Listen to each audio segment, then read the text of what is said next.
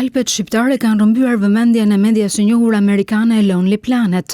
Bukuritë natyrore të Shqipërisë do t'ju lëm pa frym, thuhet që në nisje të artikullit, ndërsa sugjerohet që vizitorët ta nisin aventurën pikërisht nga Shkodra. Qyteti i plot ngjyra ofron shumë për turistët, nga muzet, kalane Rozanfës, xhirot me biçikleta, ushqimin dhe vendet e shumta ku mund të akomodohen. Ditën e dytë, Lonely Planet rekomandon udhëtarët të marrin tragjetin e liçenit të Komanit, një udhëtim gati 3 orë ku mund të shijojnë pamje fantastike mes maleve të larta deri në mbërritjen në Valbon. E vogël, por një koleksion bujtina shpritse, thot media amerikane, ku secila prej tyre shërben ushqim tradicional. Dita e tretë është pikërisht pika kulmore e udhëtimit në të gjithë kuptimin e fjalës, vijon artikulli, teksa sugjeron pikërisht eksplorimin e Valbonës dhe Thethit, një ecje sfiduese, por që nuk duhet humbur për shkak të bukurive që këto dy atraksione ofrojnë për turistët. Eksplorimi i parkut të Thethit nuk duhet humbur në vizon Lonely Planet, për të vijuar me një shëtitje që të çon ujëvarën breslënse të Grunasit,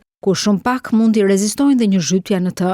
Nuk haron pa rekomanduar syrin e kaltër në Theth, me ujëra të kaltra e ushqyer nga një ujëvar e vogël e rrëmbyeshme. Aventura sugjerohet të mbyllet me kthimin po në Shkodër, me një darkë me ushqime të shkëlqyera, nga aty ku sugjerohet pikërisht dhe nisja e këtij itinerari për Alpet e Shqipërisë.